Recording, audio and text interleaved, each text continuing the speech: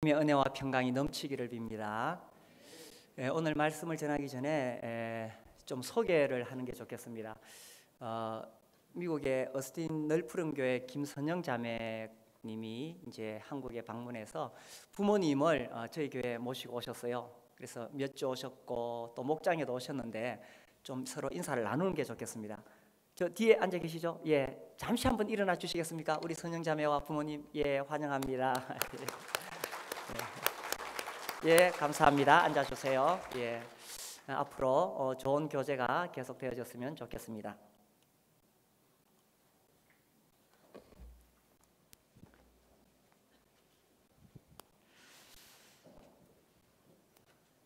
지난 월요일과 화요일에 우리 교회에서 특별한 집회를 가졌습니다. 그때 강사로 오신 분이 이 미 육군의 군목이셨는데 이분은 계속 군목으로 그렇게 이제 부름을 받았다고 생각하셨어요.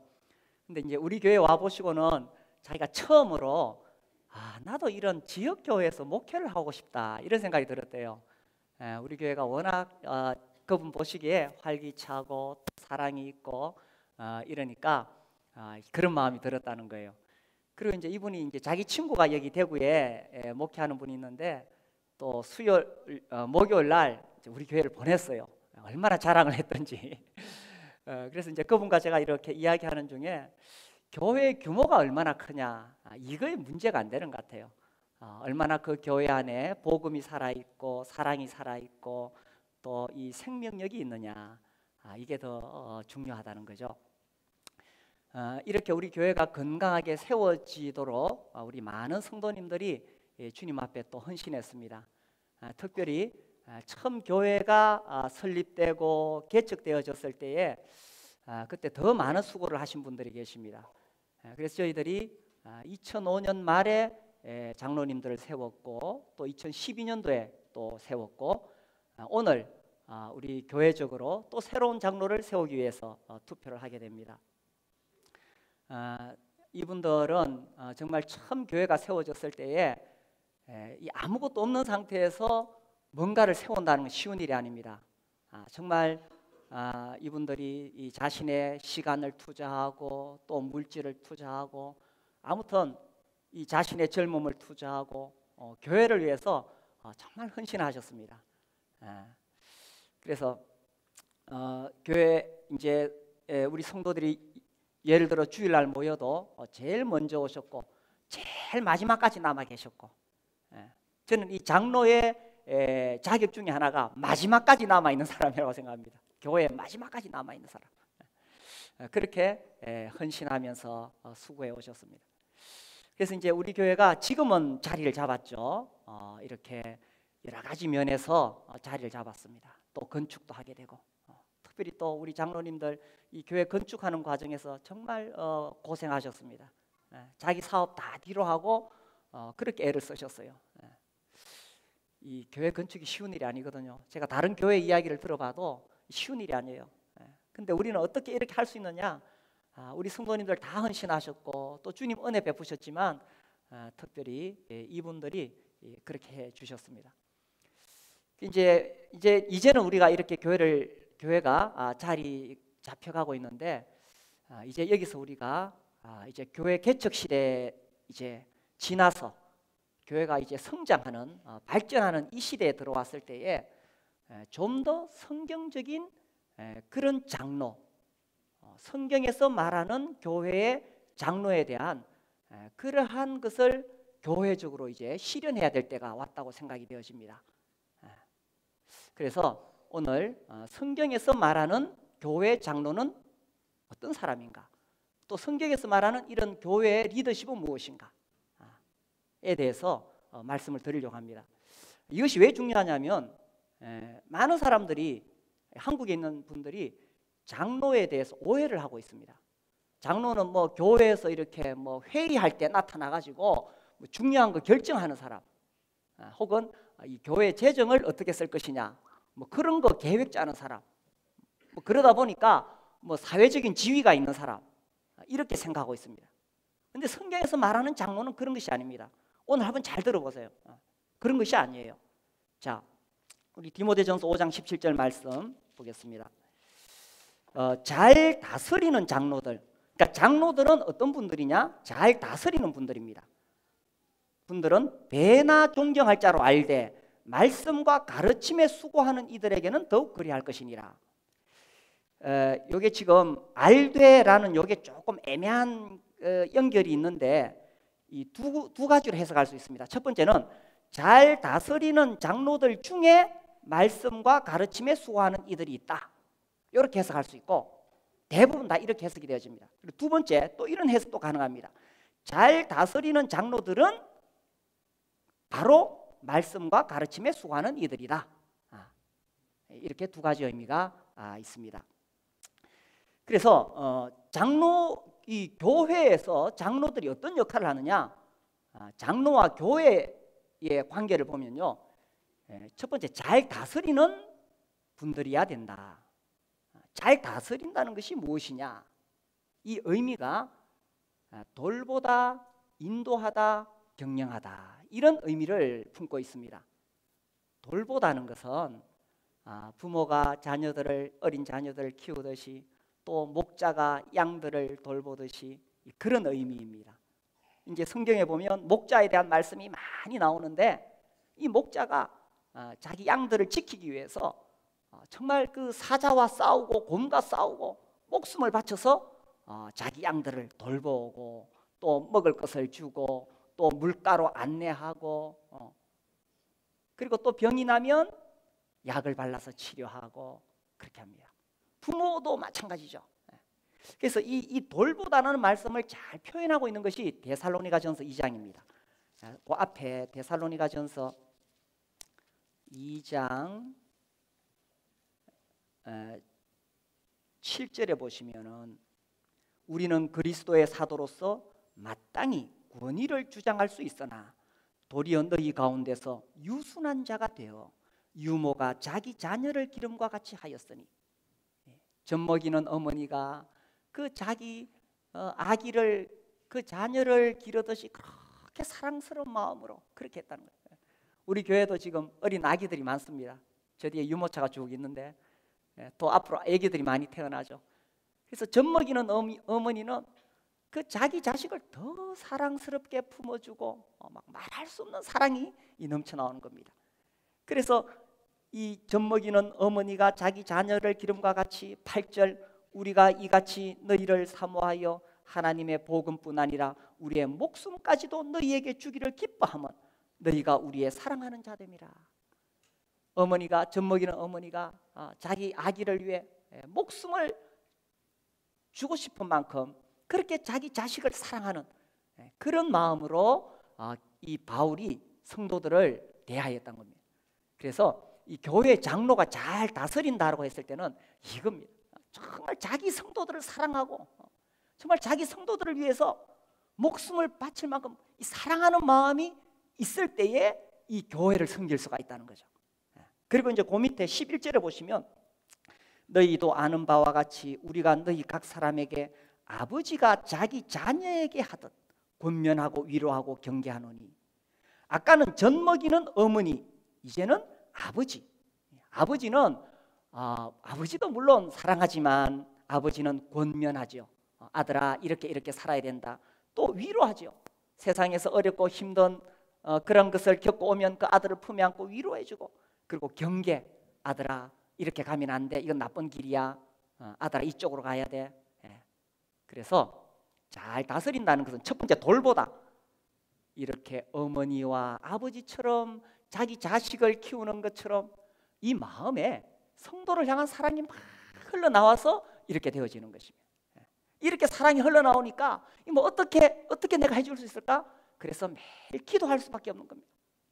날마다 성도들의 이름을 부르면서 가슴에 품고 성도들을 위해 기도하는 사람, 이 장로인 거예요. 장로는 뭐 회의할 때 나타나서 이래 합시다, 이 장로 아니에요. 정말 사랑으로 품고 있어요.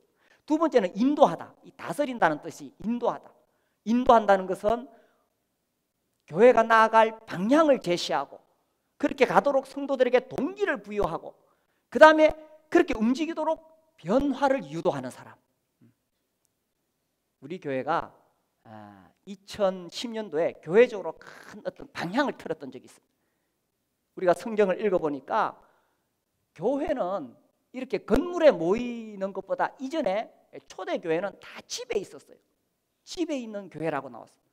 그래서 우리가 집에 있는 교회를 세워보자 이러면서 교회적으로 이 방향을 확 틀어갈 때에 그때 그런 방향을 제시하고 또 동기를 부여하고 이게 성경에 나오니까 우리가 성경대로 합시다. 그 다음에 변화를 유도했어요. 근데 이 집에 있는 교회가 성경적이라는 것을 알면서도 많은 교회들이 그렇게 하지를 못해요. 제가 얼마 전에 만났던 어떤 그 장로교 목사님이 있는데 자기도 정말 이렇게 하고 싶은데 안 된대요. 근데 왜 우리는 이렇게 할 수 있느냐? 우리 성도들 다 한 마음이 되었지만 특별히 우리 장로님들이 마음을 모아서 성경에 그래 나오면 성경대로 해보자. 그래서 이렇게 왔던 것입니다.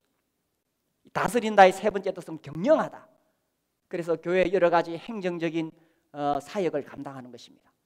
그래서 이제 우리 교회 장로님들은 실제로 교회 여러 사역을 담당해서 일하고 계십니다. 잘 다스리는 자들.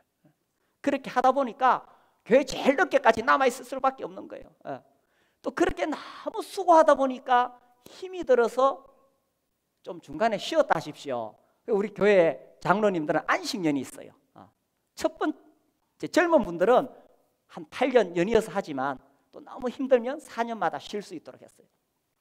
이참에 제가 이 안식년과 은퇴에 대해서 좀 말씀을 드릴게요. 안식년, 은퇴해서 쉰다고 하는 것이 그럼 이제 목자도 안 하고 뭐 초원지기도 안 하고 뭐 아무것도 안 하고 뭐 노는 거냐? 그런 개념이 아닙니다. 다 섬깁니다. 다 섬기는데 단지 그 기간에는 교회 운영에만 관여하지 않는 것입니다. 이게 안식년의 개념이에요. 은퇴도 마찬가지예요. 은퇴하면 그럼 난 뒤로 물러나서 맨날 노는 사람이냐? 그게 아니에요. 자기 사역을 그대로 하는데 교회 운영에 대해서는 관여하지 않는 거예요. 이 로마 제국이 이렇게 막 세워져 갈 때에 거기 보면 이 은퇴의 개념이 분명해요. 로마 제국이 그렇게 번성했던 이유 중에 하나를 은퇴에 대해 이야기해요. 일정 나이가 되면 아무리 군사령관이라도 수천 명, 수만 명을 수십만 명을 거느리는 군사령관이라도 때가 되면 딱 은퇴하고 물러나야 됩니다. 그럼 물러나면 뭐 하느냐? 뭐 고향에 가서 농사 짓는 사람도 있지만 그 사람들이 뭐 했냐 하면 수없는 전쟁터에서 쌓은 경험이 있잖아요. 그 경험을 가지고 그 군대를 실제적으로 도와주는 거예요. 예를 들어서 이제 어떤 사령관이 이 사람은 화살 만드는데 아주 재능이 좋아. 전쟁을 해보니까 화살은 이렇게 만들어야 되겠다. 그러면은 은퇴한 다음에 화살 만드는 공장에 갑니다. 그 공장에 가서 화살 만드는 법을 지도하고 화살 만드는 게 자기 생애를 바치는 거예요. 이게 로마 제국이 번성했던 이유 중에 하나가 바로 그것이었다. 이런 이야기가 나옵니다. 그래서요, 안식년, 은퇴는 노는 거 아닙니다. 그래서 저도 그런 생각, 저도 계속 요즘 제가 아직 젊은데도 은퇴를 계속 생각합니다. 사실 저는 은퇴하면 제가 좋아하는 게 성경을 창세기부터 계시록까지 쫙 강해에 내려나가는 성경 개관, 이거 좋아하거든요. 근데 내가 이걸 연구해서 해야 되겠다 싶었는데 우리 교회에 지금 말씀의 삶을 강의하는 강사님이 너무 잘해가지고 제가 지금 다른 걸 연구해야 되겠다 이런 생각을 하고 있습니다. 그래서 이 교회의 장로님들은 특별히 어떤 한 분야의 전문가가 될 수밖에 없어요. 왜냐하면 그 일만 해왔기 때문에. 그래서 안식년, 은퇴에도 그 일을 이제 전문으로 하면서 섬기는 것입니다. 그래서 잘 다스리는, 그 다음에 잘 다스리는 장로들은, 자 다시 보세요. 배나 존경할 자로 알되 특별히 말씀과 가르침에 수고하는 이들. 자, 장로가 하는 역할 중에 매우 중요한 것은 말씀과 가르침입니다. 오늘날 이제 한국의 이 일반적인 교회에서 장로는 뭐 교회에 무슨 중요한 결정권을 가지고 있지만 말씀을 가르친다는 개념은 없습니다. 그런데 성경은 여러 곳에서 말씀을 가르치는 것이 장로의 매우 중요한 역할이요 자격이라고 되어 있습니다. 우리 그 앞에 디모데전서 3장 2절 3장 2절 그러므로 감독은 책망할 것이 없으며 한 아내의 남편이 되며 절제하며 신중하며 단정하며 나그네를 대접하며. 마지막에 뭐라고 되어 있습니까? 가르치기를 잘하며. 장로의 자격, 장로의 역할은 하나님 말씀을 잘 가르쳐야 됩니다. 디도서 1장에도 그 말씀이 나옵니다. 1장 9절 제가 읽을게요. 밑번 말씀의 가르침을 그대로 지켜야 하리니 이는 능히 바른 교훈으로 권면하고 거슬러 말하는 자들 책망하게 하려 함이라. 그래서 이 교회에 어떤 이 문제가 생겼을 때에 또 잘못된 교리가 들어올 때에 분명한 하나님 말씀으로 바로 잡을 수 있어야 됩니다. 그래서 사도행전 15장에도 사도와 장로들이 모였고 또 이 에베소 교회에도 바울이 그 밀레도에서 장로들을 불러다가 흉악한 이리들이 몰려오고 있다. 교회에 거짓 선생들이 들어오고 있다.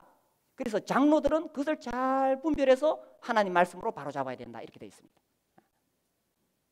자, 사도행전 6장을 보겠습니다.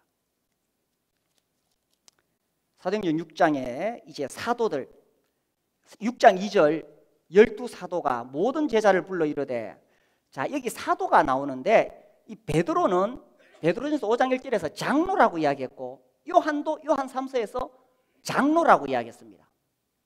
그 당시 사도였지만 장로로서 역할을 했어요. 그래서 교회 리더는 뭐 하는 사람이냐? 교회 리더는 중요한 거 회의할 때 나타나는 사람 아닙니다. 2절 12사도가 모든 제자를 불러 이르되 우리가 하나님의 말씀을 제쳐놓고 접대를 일삼는 것이 마땅하지 아니하니. 물론 장로님들도 접대하고, 여기 또 접대의 의미는 재정 출납의 뜻을 가지고 있습니다. 그래서 교회 재정을 관리한다는 뜻입니다. 우리가 접대하고 교회 재정을 관리하는 거 중요하지만 거기에 몰두하면 안 된다. 뭐 해야 되느냐? 하나님의 말씀이라는 거예요.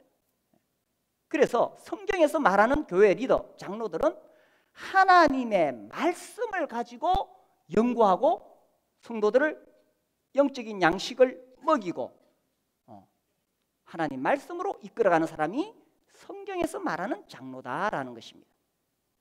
그래서 우리 교회가 이제는 개척 시대는 이제 거의 마무리됐고 이제 안정이 되어졌어요. 이제 이 교회가 성장하기 위해서는 정말 이 성경에서 말하는 그런 리더십이 세워져야 되는 거예요.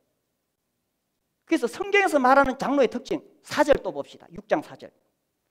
우리는 오로지 뭡니까? 기도하는 일과 말씀 사역에 힘쓰리라. 장로의 가장 중요한 것은 이 두 가지. 기도, 성도들 정말 이 사랑하는 성도들 가슴에 품고 날마다 이름을 부르면서 기도하고, 그 다음에 하나님 말씀을 연구해서 이 말씀으로 양들을 먹이고, 이것이 성경에서 말하는 리더다라는 것입니다. 무슨 행정하고 뭐 그런 거 아니에요. 물론 그런 분야도 해야 됩니다. 그런 분 하지만 더 중요한 것은 영적인 리더십. 그래서 기도할 뿐만 아니라 개인적으로 기도할 뿐만 아니라 공적으로 모였을 때도 기도로 분위기를 이끌어가는 거예요. 수요 예배나 또 주일 오후에 기도로 이끌어가고, 그리고 또 이 말씀도 이 말씀을 전한다는 것은 꼭 강단에 나와서 전한다는 의미가 아니라 자유로운 시간, 수요 예배, 혹은 우리가 한 달에 한 번 있는 그 주일 오후 예배, 또 혹은 소그룹, 또 개인적으로 이렇게 하나님의 말씀을 먹일 수 있는 사람, 그런 역할을 한 사람이 성경에서 말하는 장로다라는 것입니다. 그래서 이제 우리 교회가 이러한 장로들이 세워지는 거예요. 우리 오늘 본문 말씀 잘 다스리는 장로들, 배나 존경할 자로 할 때 말씀과 가르침에 수고하는 이들. 그래서 이러한 장로들이 세워지기를 주님 앞에 기도합니다. 자, 두 번째로 말씀드릴 것은 이 장로들, 성경에는요, 이게 이제 이걸 말할 수밖에 없는 게 사람들이 잘못된 현실들을 보면서 오해를 하는 거예요. 교회라 그러면 담임 목사가 있고 그 밑에 이렇게 장로들이 있고 그 밑에 집사들이 있는 거예요. 그래서 장로들은 담임 목사가 다 말씀 가르치고 영적인 거 다 세례주고 침례주고 뭐 이 성찬식 집전하고 담임 목사가 다 하고, 장로들은 뭐 그냥 그 밑에서 이렇게 뭐 행정적인 역할을 하고, 집사들은 그 밑에서 뭐 또 하고, 집사도 뭐 교회 가면 뭐 요새는 6개월 만에 김 집사, 이 집사, 집사 다 줘요. 뭐 집사라고 집사 주는지 모르겠는데 성경에서도 집사는 그렇게 쉽게 되는 게 아닙니다. 성경에서 집사는 굉장히 소중한 직분입니다. 다음에 또 우리 집사에 대해서 공부할 기회가 있을 것이고요. 그래서 이 장로들, 복수 장로들이 교회를 인도하게 돼 있어요. 그렇게 했을 때에 그 중에 어떤 뭐 특별한 성직자가 있는 것이 아니라 모두가 동등한 관계에서 함께 책임을 지고 함께 사역을 분담하도록 성경에 우리가 읽었을 때는 그러한 팀 리더십을 가르치고 있다는 것입니다. 그래서 이제 우리 장로님들이 이제 여러분 되시면은 함께 이 교회에 대한 모든 책임을 지고 또 사역을 분담하고 이렇게 나갑니다. 함께 한다. 그 다음에 또 두 번째, 장로와 장로의 관계.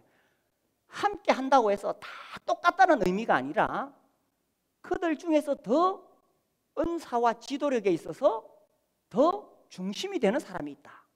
자, 그걸 어떻게 할 수 있냐? 자, 17절 보세요. 잘 다스리는 장로들은 배나 존경할 자로 알되. 그러니까 장로들 중에서도 특별하게 대우를 받는 사람이 있다. 또 말씀과 가르침에 수고하는 이들에게는 더욱 그리할 것이니라. 이걸 봤을 때 똑같이 장로들이 아니라 그들 중에서 특별한 사람이 있다는 거예요. 그 특별하다는 개념이 무슨 막 뭐 성직자다 그런 뜻은 절대로 아닙니다. 자, 그래서 이게 이제 예수님께서도 제자들을 데리고 다니실 때에 12제자들이죠. 근데 그들 중에서 특별히 세 사람을 주님이 더 가까이 하셨어요. 누굽니까? 베드로, 야고보, 요한. 그렇죠. 12명 중에 특히 3명. 근데 그 3명 중에서도 특별히 또 한 사람을 더 특별하게 대우하셨어요. 누굽니까? 베드로죠. 이걸 이제 또 오해해서 이 천주교 로마 카톨릭에서는 베드로가 초대 교황이다 이래가지고 막 교황 제도를 만들었는데 그건 또 성경에 맞지 않습니다. 그러나 분명한 것은 성경에서 다른 제자들에 비해서 베드로의 이름이 가장 많이 나오고 베드로 이야기 계속 나옵니다. 베드로가 그 제자들 중에 특별히 리더십을 발휘하는 사람이었기 때문인 것입니다. 그래서 이게 이제 이 로마 시대에 이제 그 군인들이 나가서 싸울 때에 다 동료들이지만 동료들 중에 어떤 형제들 가운데 제1인자, 동등 가운데 어떤 이런 표현을 썼습니다. 다 같은 동등한데 그 중에서 특별히 이 은사와 또 리더십에서 앞서가는 사람을 동등 가운데 어뜸이다 이런 표현을 썼던 거예요. 그래서 이제 우리 교회는 일반적인 교회에서 말하는 어떤 그런 성직자 개념의 목사를 이야기하지 않습니다. 자, 목사에 대해서 제가 잠깐 말씀드리면 두 가지 이제 극단적인 어떤 그 생각을 할 수 있는데 첫 번째는 우리나라가 특히 심해요. 이 안수받은 목사님은 신학을 하시고 특별한 어떤 성직자처럼 막 그렇게 하는데 그것은 성경적인 배경이 없습니다. 누가 안수를 해서 누가 그에게 그런 권위를 줍니까? 그 하나의 교단입니다. 하나님이 하신 거 아니에요. 하나의 교단인 거예요. 그래서 또 그럼 그 교단은 어디서 권위를 얻었느냐? 뭐 특별히 성경적인 배경이 없습니다. 그걸 강하게 주장하는 것이 로마 카톨릭이에요. 베드로의 교황권을 이어받았다 이렇게 말하죠. 그런 개념. 그래서 마치 막 목사님은 특별한 사람인 것처럼 그렇게 생각한다면 그것은 그렇지 않습니다. 그 다음에 이제 우리 이 형제단 모임에서는 또 좀 극단적인 게 있어요. 목사 자체를 부인하고 다 똑같다. 이것도 잘못된 분별이라는 겁니다. 성경에는 목사라고 번역한 단어가 분명히 나옵니다. 에베소 4장에 그죠? 번역한 단어가 분명히 나오고 그 다음에 또 이 은사와 직분의 면에서 성령께서 말씀을 가르치도록 세운 사람이 있다는 것입니다. 우리가 그런 개념에서 목사를 이야기하는 거예요. 그래서 이제 뭐 대외적으로 저를 소개할 때나 뭐 무슨 공식석상에서 저를 목사라고 소개할 수 있겠죠. 그러나 더 중요한 것은 관계는 형제다. 우리의 관계는 형제다. 그러나 그들 가운데 또한 이 지도력을 가지고 교회를 대표하는 그러한 역할을 하는 사람, 그를 우리가 목사라고 부르는 거죠. 어떤 일반적인 성직자 개념이 아니라 이것이 성경에서 말하는 리더십 구조입니다. 근데 이제 워낙 우리가 일반적인 다른 교회에서 그런 모습을 못 보다가 우리를 보니까 이상한 것처럼 보여요. 자, 그러면 기준이 뭐가 됐느냐라는 겁니다. 기준이 뭐가 되겠어요? 성경이죠. 성경에서 무엇을 말하는가. 그리고 이제 여기에 대해서 자세한 것들은 우리가 지금 내년에 저희가 이 봄 학기에는 교회의 삶을 제가 하려고 해요. 그래서 교회 삶 지금 교재를 계속 만들고 있습니다.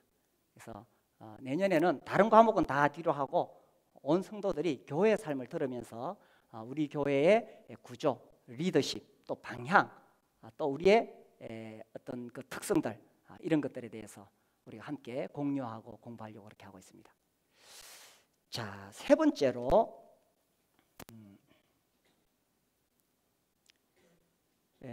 이 교회와 이 장로와 성도들의 관계에 대해서 이야기를 이제 이 말씀에서 하고 있습니다. 자, 17절 보시면은 잘 다스리는 장로들은 배나 존경할 자로 알되. 자, 여기서 제가 이 알되라는 단어를 설명을 드리려고 해요. 교회 성도들은 정말 교회에 헌신하고 수고하는 그 리더들, 우리 목자님들이 계시죠, 우리 목녀님들이 계시죠. 이들이 얼마나 수고하는지 모릅니다. 그들을 알아야 됩니다. 알아야 돼요. 또 특별히 이 목자로서 섬기지만 더 시간과 물질을 투자하는 교회 장로님들이 계세요. 그분들을 알아야 된다. 여기서 알되, 단순히 뭐 이름을 안다라는 뜻이 아닌 것을 아시겠죠? 알되, 알아야 된다. 그래서 특별히 또 말씀과 가르침에 수고하는 이들에게는 더욱 그리할지니라. 알아야 된다는 겁니다. 여기서 조금 제가 한 가지만 더 설명을 하면은 이 배나 존경한다, 이 존경이라는 단어가 있고, 특히 말씀과 가르침에 수고하는 이들에게 이 존경을 표현하라고 되어 있습니다.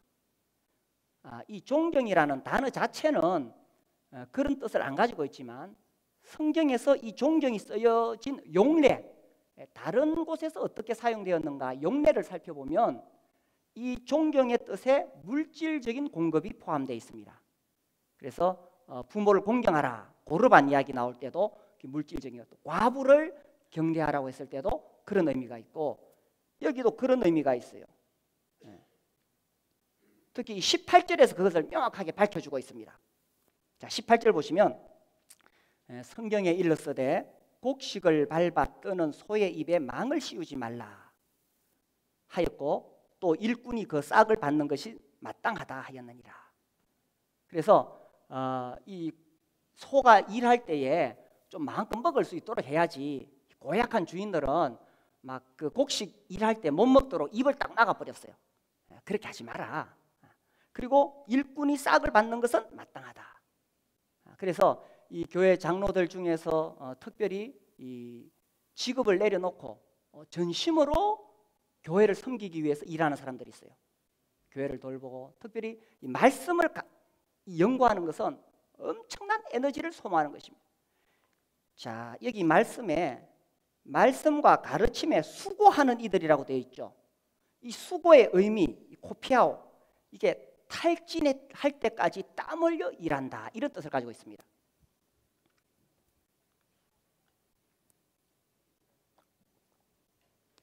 그래서 하나님 말씀을 전하기 위해서 전심으로 모든 시간을 탈진할 때까지 땀 흘려 일하는 이 일을 위해서 이제 다른 어떤 세상적인 직업이 없지요. 그런 분들에게 이제 교회에서는 여기 나오는 말씀대로 일꾼이 그 싹을 받는 것이 마땅하다, 이렇게 되는 거예요. 제가 지난주에 이렇게 페북을 보다가 뭐 이렇게 연결된 사람 중에 어떤 이제 신대원에서 공부하는 사람인데 이런 글을 올렸어요. 이제 뭐 교회에 대한 이야기를 쭉 해나가다가 앞으로 목사를 직업으로 할 사람으로서 이래가지고 쭉 글을 올려놨어요. 제가 그 글을 보고 마음에 참 좀 찝찝했어요. 야, 이 사람은 어떻게 목사를 직업으로 생각하나? 물론 그가 생각하는 직업의 개념이 밥벌이가 아니라는 의미가 있을지는 모르겠지만, 근데 그 딱 올리기를 목사를 직업으로 할 사람으로서 이렇게 제가 굉장히 기분이 찝찝하고 상했어요. 목사는 직업 아닙니다. 그렇죠? 저도 직업이라고 생각해 본 적이 한 번도 없습니다. 저도 과거에 직업이 있었습니다. 제 아내도 직업이 있었습니다. 그런데 이 일에 전심하기 위해서 그 직업을 내려놓은 것이고, 교회는 제가 더 말씀을 연구하고 기도하도록 다른 데 시간 안 빼앗기도록 제 생활을 뒤에서 후원하고 있는 거예요. 그런 관계라는 것입니다. 그래서 이 성경에서 말하는 이 지역교회의 목회자, 목사, 리더는 단순히 어떤 그런 신학대학원 나와가지고 어떤 이 교단에서 안수를 받고 거기서 자격을 얻어서 일하는 사람이 아니에요. 그런 개념이 아니에요. 우리 여기 학생들이 있는데 우리 학생들이 이제 자라서 훌륭한 목회자, 목사가 될 수 있고 장로가 될 수 있어요. 그것은 어떤 뭐 신학교 나와가지고 그 자격을 얻는 게 아니에요.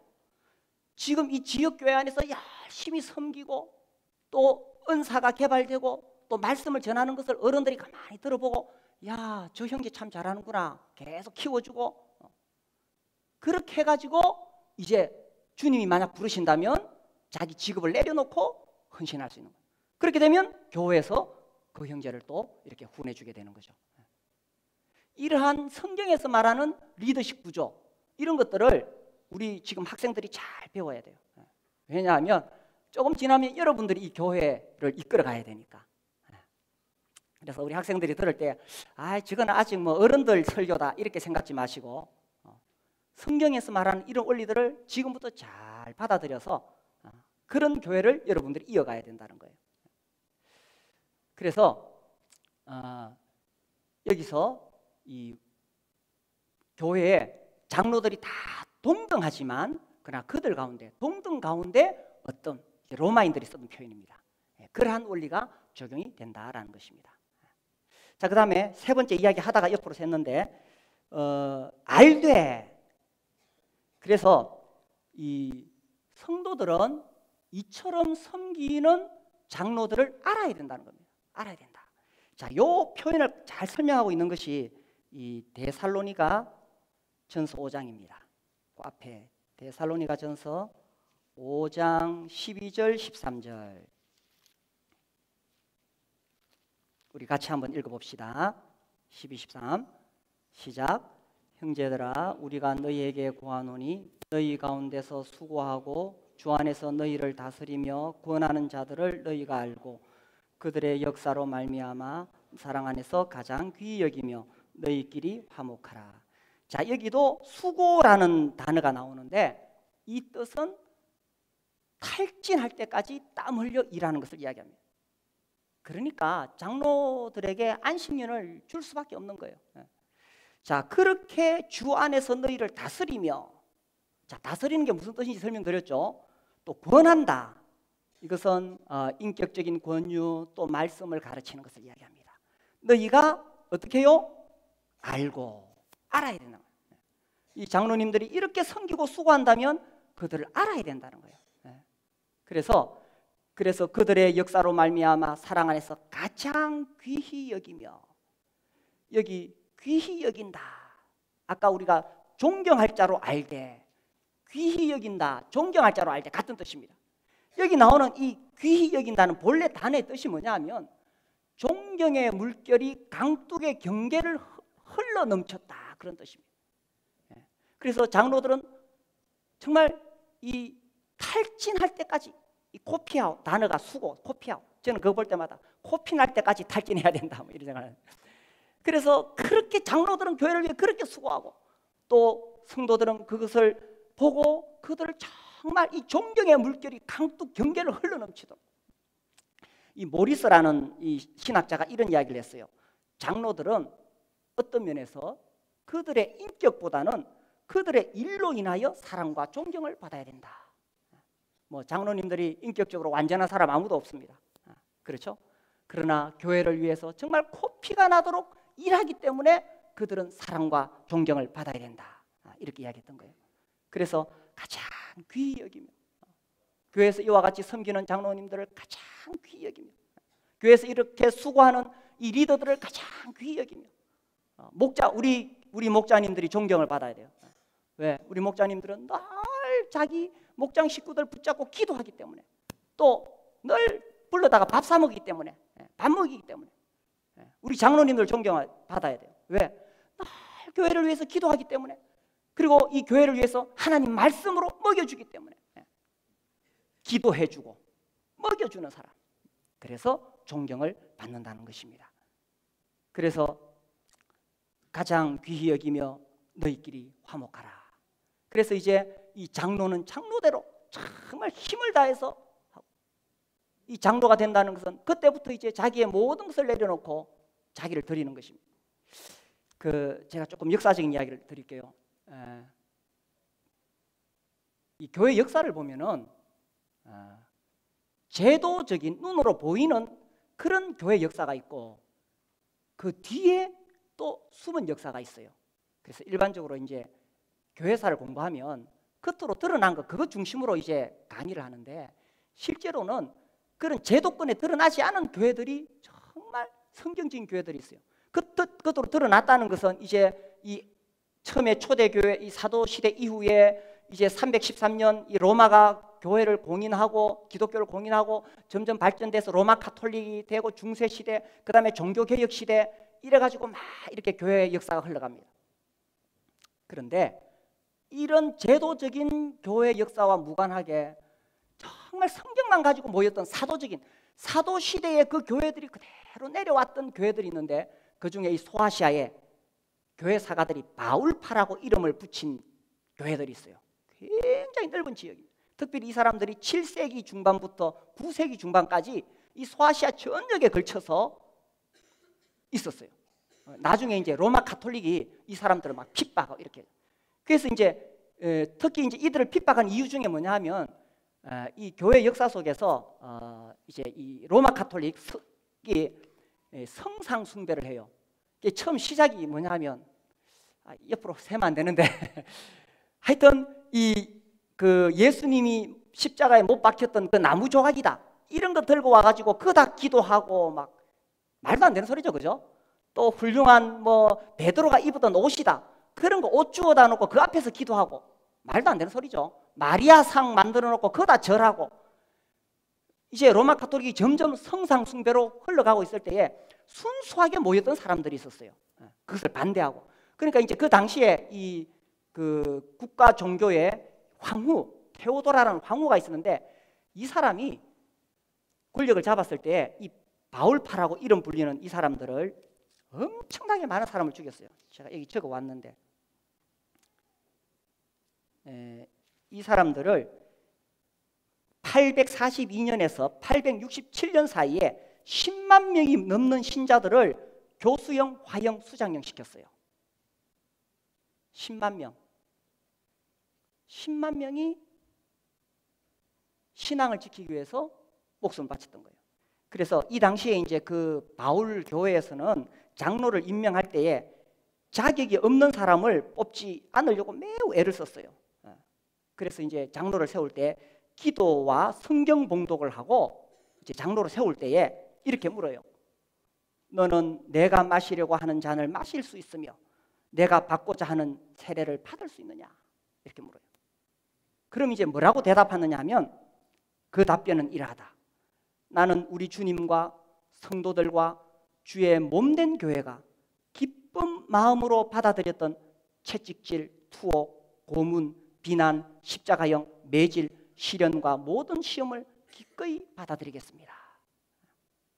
요즘은 큰 대형교회 장로가 되면은 엄청난 이 권력을 가지게 되고 엄청난 교회 재정을 움직일 수 있고, 그래서 막 존경받는 자리죠, 그죠?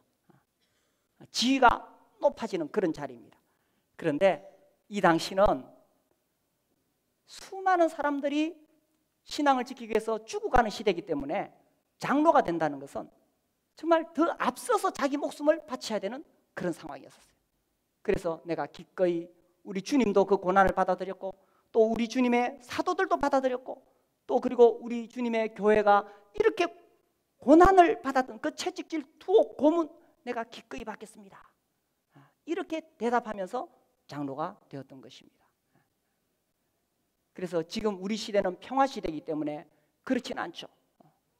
그렇지만 장로가 된다는 것은 단순히 인간적인 명예를 얻는 것이 아니라는 거예요.